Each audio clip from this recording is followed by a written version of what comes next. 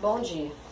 Então, vamos dar continuidade na nossa aula de português, que eu quero pedir para vocês que vocês façam uma representação de tudo que nós aprendemos até agora sobre a vida dos afrodescendentes. Nós já ouvimos falar muito, né, as condições de vida deles, alimentação, e queria dividir a sala em duas turmas e gostaria de pedir para vocês para nós organizar um teatro. Qual é o meu objetivo nesse teatro? Eu quero que vocês tenham mais entendimento e através desse teatro, para vocês fazerem o teatro, eu quero que vocês explorem mais, tenham mais conhecimento sobre esse conteúdo e que tenham uma argumentação, que façam uma interpretação sobre a vida dos negros do passado e do presente. Então, a minha ideia é que seja a sala dividida em duas turmas, né, em dois grupos. Um grupo vai fazer o teatro representando os negros no tempo da escravidão, no tempo antigo, e outra equipe vai fazer um teatro nos dias de hoje, nos dias atuais, quais as dificuldades, quais foram as melhorias que os negros tiveram. Então, como a gente comentou um pouco, a gente falou muito sobre a vida deles, como eles viviam, como eles vieram parar no Brasil, como eles vieram para o Brasil, de que forma eles vieram para o Brasil. Eu gostaria de passar para vocês um pouco sobre a influência gastronômica. Na verdade, eu tentei pesquisar um pouco sobre a vida rural e urbana dos negros. Então agora nós vamos entrar em ciências. Na matéria de ciências, eu tentei procurar mais a fundo qual era o exemplo de alimentação, né,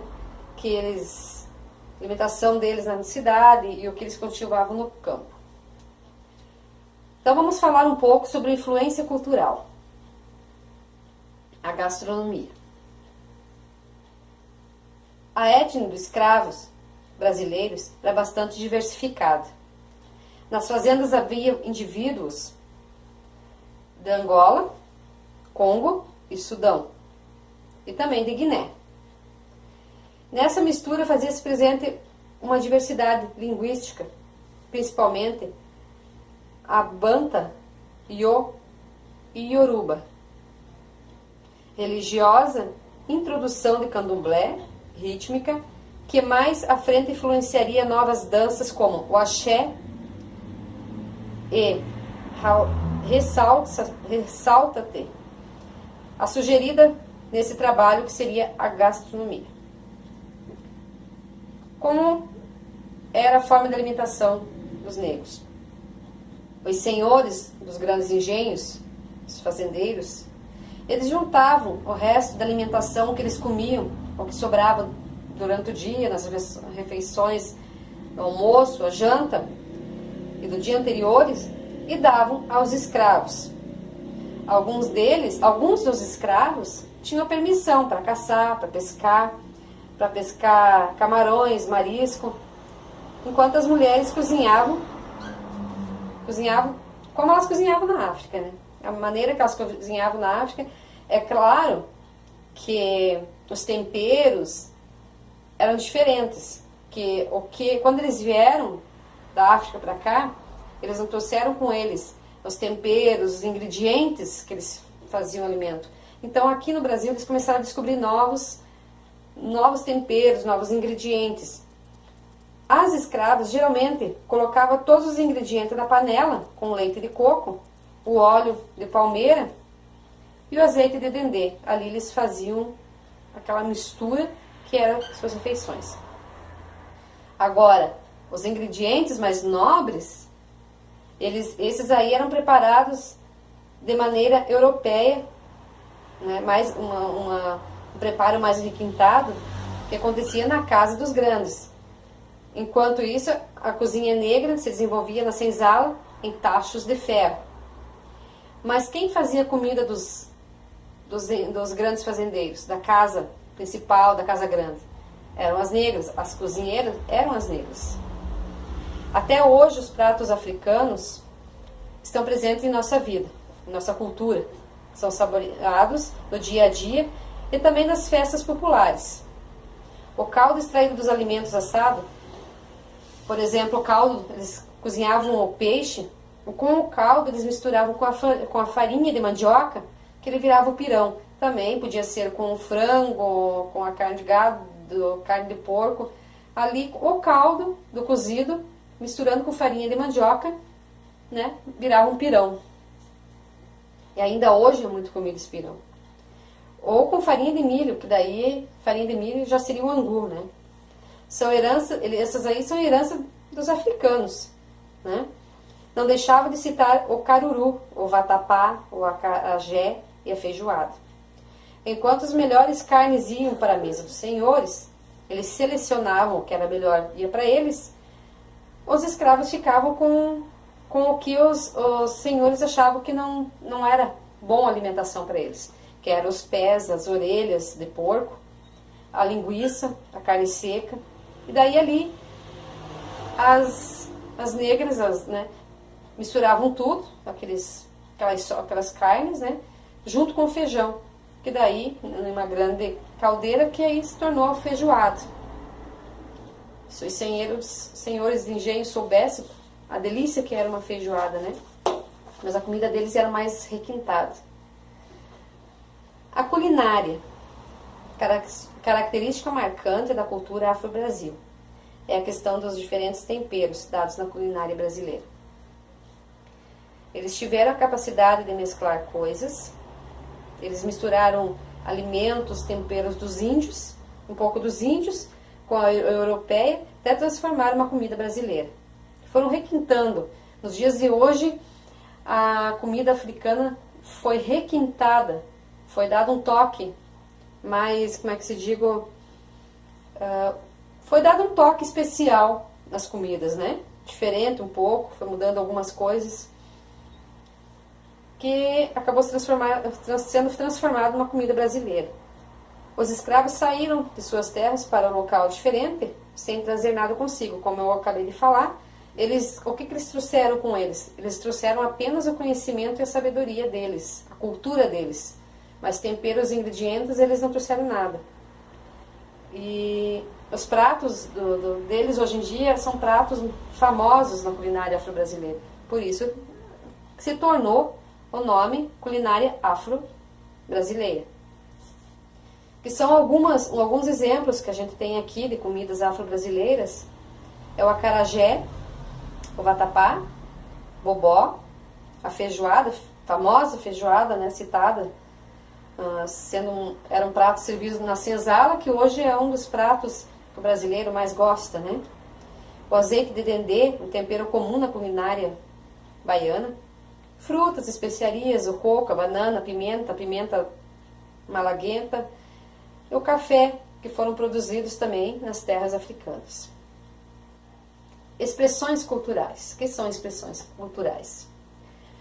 Uma coisa que chama atenção é a alegria do povo afrodescendente. Por mais sofrida que eles tenham sido, eles ainda sabiam se divertir. Eles tinham capoeira, né? Que já era comum em várias partes do Brasil, mais enfaticamente no estado da Bahia. Então, muitos ainda hoje não sabem que a capoeira não é aqui do Brasil. A capoeira foi trazida pelos negros. Então, e o estado que mais se usa capoeira, assim, que tem mais acesso, é a Bahia. Os negros trouxeram estilos, os estilos deles, roupas diferentes, né? Nos quesitos, a moda, o estilo, sempre baseado na cultura dos antepassados. Então, hoje em dia, os negros de hoje, ainda, eles relembram dos seus antepassados. Eles tentam sempre resgatar alguma coisa da cultura, do modo de vestir, da culinária dos seus antepassados. Até aqui fala também dos penteados, né? Aderem penteados interessantes como o Rastafari, o cabelo Black Power, os trançados, os balagandãs, entre outros. Existem vários tipos, né, de penteados. E as negras são muito vaidosas, as baianas gostam de estar sempre bonita, bem arrumada. Música. O que os negros trouxeram para nós de música? O samba, o tão conhecido samba, que nossos carnavais, né, conhecidos, bem marcando na cultura brasileira, é uma herança dos afro-brasileiros. O estilo musical nasceu na meados da década de 1920 no Rio de Janeiro. Surgiu e permitiu a criação de outros ritmos, tais como samba enredo, o samba de break, o samba canção e a bossa nova. As religiões dos afrodescendentes. Geralmente, a região deles era o candomblé, a região afro-brasileira, assim como a umbanda, o macumba. A macumba era uma religião dos afrodescendentes, e o moloco. E foi deixado pelos escravos que adotavam o sincretismo para a preservação desse culto. Na época, o trabalho escravo, para que a adoração dos deuses africanos não cessasse, não acabasse, né? O que os negros faziam?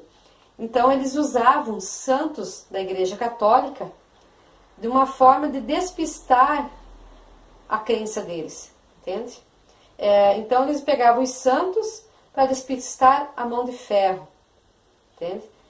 Porque o povo muitas vezes não admitia aquela crença deles. Então, o que eles faziam para despistar?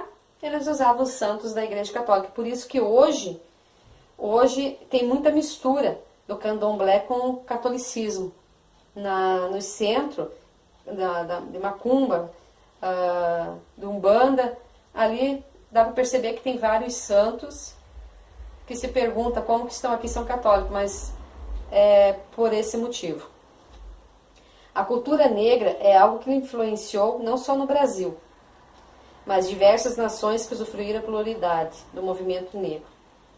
Nos Estados Unidos, o estilo dos negros é bem característico, é o rap e o hip hop. São elementos que fazem parte do cotidiano do povo negro.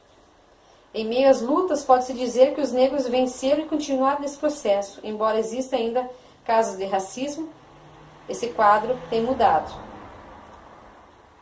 Mudou, aqui quando quer dizer que tem mudado, quer dizer que hoje os negros já não sofrem mais a escravidão, né? Não precisa de carta da alforria. Hoje eles têm livre-arbítrio, entre aspas, né? Mudou alguma coisa para eles, sim, né? Perto do que eles viviam, da maneira que eles viviam, hoje, para eles, perto do que era no passado, está muito bom. É claro que ainda existe o preconceito, o racismo, né? Também, hoje, existe o Dia Nacional da Consciência Negra. Esse dia lembra a resistência da escravidão e é comemorado no dia 20 de novembro. No Brasil, homenagem no dia da morte de Zumbi dos Palmeiras.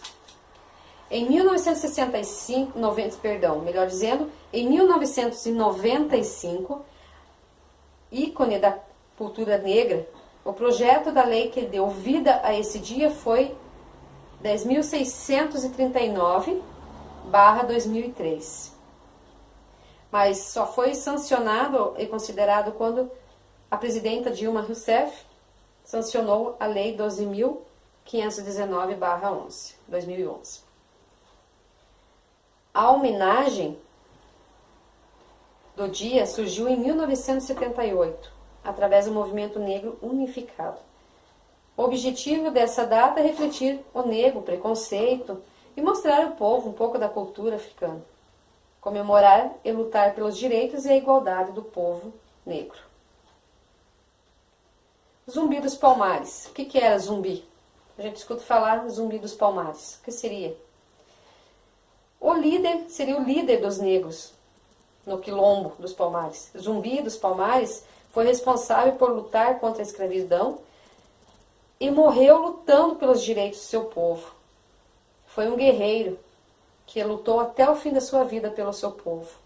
O quilombo liderado por ele encontrava-se no estado de Alagoas e resistiu por cerca de 100 anos. abrigando entre 25 mil e 30 mil negros, segundo os dados da Fundação Cultura dos Palmares. Foi através dos quilombos que os negros preservaram a sua cultura e também formaram a resistência contra o sistema da escravidão no período colonial. O líder que inspirou e ainda inspira a muitos negros foi um herói contra o sistema que vigorava na época e representa um momento em que eles devem lutar e repensar sobre a identidade dos negros na sociedade brasileira. O Zumbi foi morto pelas tropas coloniais de Jorge Velho e foi assassinado em 20 de novembro de 1695. Após sua morte, a abolição da escravatura só chegou ao Brasil em 1888. A data é considerada ponto facultativo, não é um feriado obrigatório. Aí depende de cada município se vai ou não fazer o feriado. Nesse dia, em todo o mês de novembro, várias atividades culturais são realizadas em comemoração à data, com passeatas, oficinas, cursos, seminários e muitas outras culturas, atividades que eles vêm promovendo com o longo do tempo para conscientizar mais o povo sobre a cultura e sobre a vida, né? Sobre o preconceito, o racismo. Além disso, entidades e instituições ligadas ao movimento negro estimulam a população na comemoração dessa data. Então, hoje é sim. O que nós podemos aprender com esse vídeo? Hoje nós trabalhamos matemática, sobre medida, o peso. E também podemos entender um pouco mais sobre a culinária, né? Sobre a vida, a influência cultural e gastronômica dos afrodescendentes. Agora, eu gostaria, como atividade para vocês, eu vou deixar uma atividade. Gostaria que vocês fizessem alguns cartazes, vocês pesquisassem revistas, jornais. Eu sei que ainda hoje é muito difícil você encontrar fotos em revistas, porque quando é umas revistas que tem, por exemplo, a época, umas revistas assim que são com mais comentários, meio difícil a gente recortar, né, para fazer cartazes. Mas vocês podem pesquisar na internet também as figuras. Eu gostaria que vocês fizessem sobre a alimentação, o que a gente comentou, fazer alguns cartazes com os alimentos, né? Aqui eu posso mostrar algumas coisas para vocês. Aqui eu tenho uma foto, elas são preta e branca, de uma feijoada, a farofa, né? Que geralmente eles fazem farofa, uma couve, banana milanesa, né? Uma farofa. Aqui também eu tenho feijão, né? Um feijão com arrozinho, uma laranja, que é uma delícia também. Esse tipo de alimento veio tudo de lá. A maioria foi os negros que trouxeram essas ideias, né, para o Brasil. Aqui tem o cuscuz.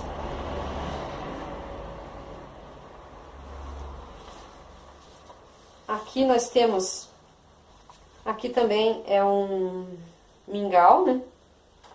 O angu, o mingau, a mandioca, um alimento muito conhecido tanto nos índios como nos negros, né? Feito farinha de mandioca, mandioca cozida, muito gostosa, dá pra fazer bolo de mandioca também.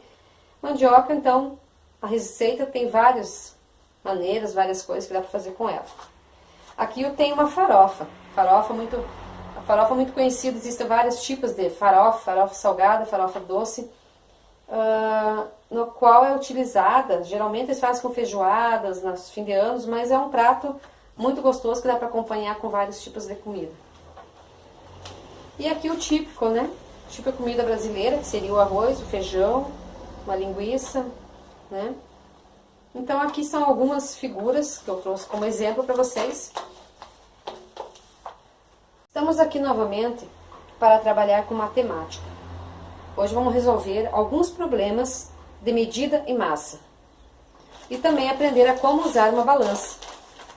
Trouxe aqui uma balança pequena. Ela é própria para cozinha, para alimentos, para pesar coisas mais leves, né? Ela vai até 1 kg. Existem várias balanças de vários pesos. No momento, essa aqui para nós vai servir. Estou aqui com um pacote de 500 gramas de pipoca. Como é que a gente vai fazer se for comprar, por exemplo, aqui tem 500 gramas. O valor dessa pipoca é de 2,65 kg. 2,65 kg. Eu tenho só 1 kg. Mas se eu for comprar 2 kg de pipoca, quanto que vai me custar? Tem 500 gramas? Então, eu vou multiplicar 500 por 500, vai dar 1 kg. Então, o valor vai ser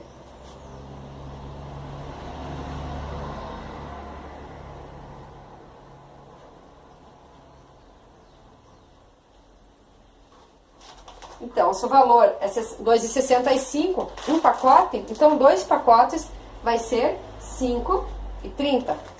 Isso, né? Então, é fácil. Nós vamos multiplicar por 2. Por 1.000 quilos. Agora,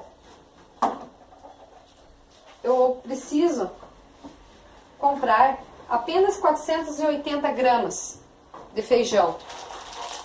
Fui no mercado, o quilo do feijão está R$ 4,75. Mas no momento eu só preciso de 480 gramas.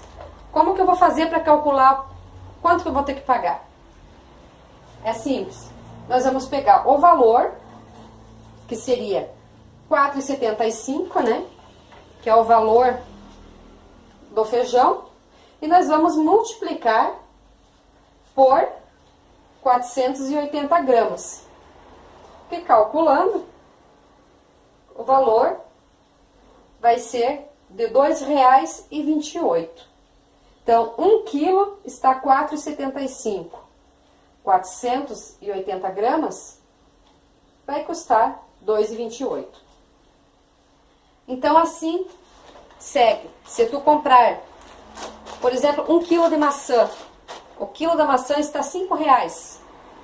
Mas eu vou levar 3 quilos. Como é que eu vou fazer para saber quanto que eu vou pagar?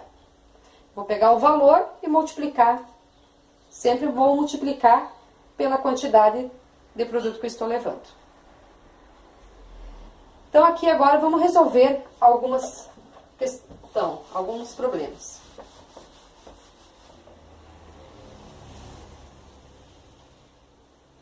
Mateus e Felipe trabalham empacotando produtos em diversos estabelecimentos.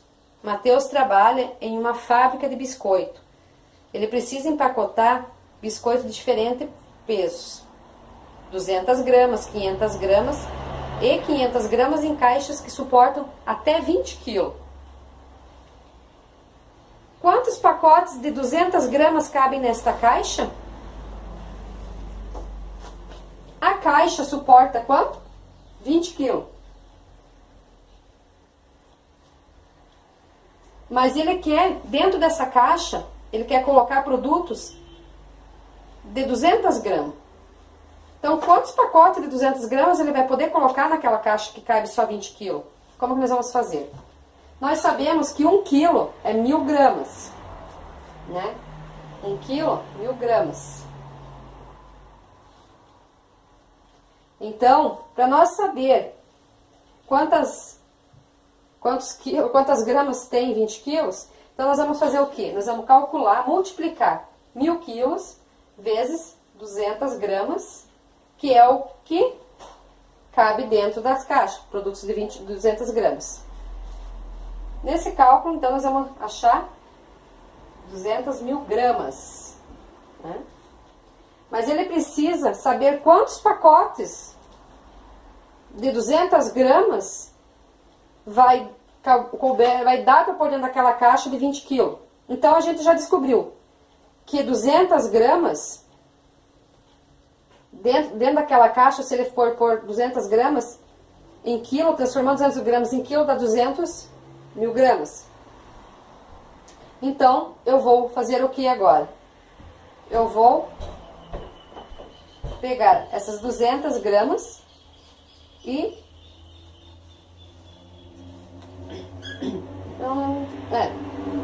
Então, 200 gramas cabem nesta caixa. 200 cabem 1000 pacotes. 1000 pacotes. Então, na caixa de 20 kg, vai dar para colocar 1000 pacotes de 200 gramas. E de 250 gramas, quantos pacotes ele vai conseguir colocar? De 250 gramas.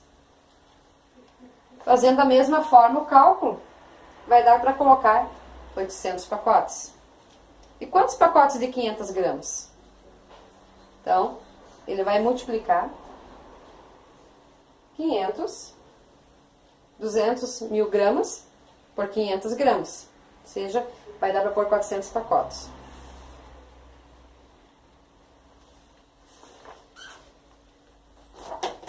Transforme 5 quilos, próxima atividade. Vamos transformar 5 quilos em grama.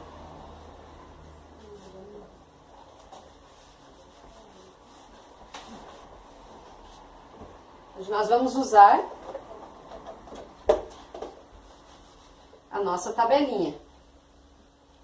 Gramas, quilogramas, hectogramas, decagrama, grama, decigrama, miligrama.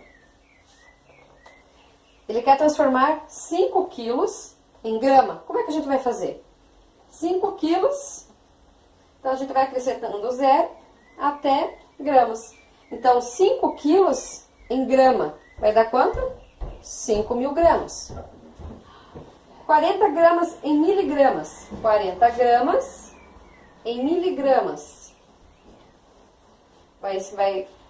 Então, quantas gramas? Como é que a gente vai fazer para transformar 40 gramas em miligramas? Gramas a miligramas vai dar 4.000 miligramas. E para transformar 15 decigramas em gramas? 15 decigramas em gramas. 1,5.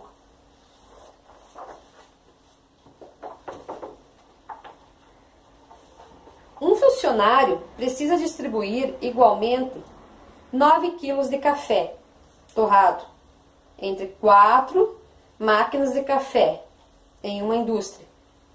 Que quantidade de café deverá ser colocada em cada máquina? Nós vamos pegar 9 quilos e dividir por 4. E daí nós vamos achar o valor que ele vai precisar para dar para cada máquina. Que será 2,25 kg.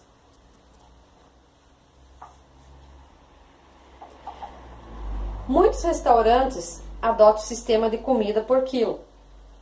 Isto é, o cliente paga de acordo com o peso dos alimentos que consome. Se o preço do quilograma de comida é R$16, o refrigerante custa R$1,30. R$1,30, perdão.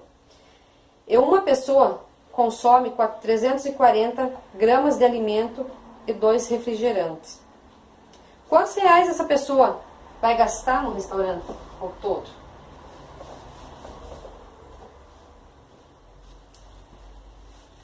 Como é que nós vamos fazer? É R$16 o quilo e ele comeu só 340 gramas. Então, nós vamos pegar peso, que seria 340 gramas, e multiplicar por R$16, que seria o quilo, né? Então, ele vai gastar, o valor vai ser de 5.000 R$ 440. E o refrigerante, como é que a gente vai saber calcular? Nós vamos multiplicar. Se ele tomou um refrigerante, é R$ 30, é R$1,30. Tomando 2, vai ser dividido por 2, vai dar R$2,60. Para nós saber quanto que ele gastou no restaurante, nós vamos pegar o peso, o valor, o peso da comida, que deu 4.440, e vamos somar com a bebida, que o valor estipulado vai ser R$ 8,04. Então, podemos aprender um pouco hoje do peso e a massa. Espero que vocês tenham gostado desta aula e que tenham entendido um pouco sobre o peso e sobre como a gente faz para calcular quando a gente vai no mercado, que muitas vezes a gente vai comprar fruta, tá lá o peso da banana R$3, e às vezes a gente quer comprar só 200 gramas, 500 gramas, ou até o presunto, a gente vai no açougue, geralmente a gente não pega 1 quilo, a gente pega em gramas. Então hoje deu para nós ter uma noção como que a gente poderia fazer para calcular o nosso valor, né, de pagar. Então seria isso. Tenha um bom dia e obrigada por mais esse momento concedido. Obrigada.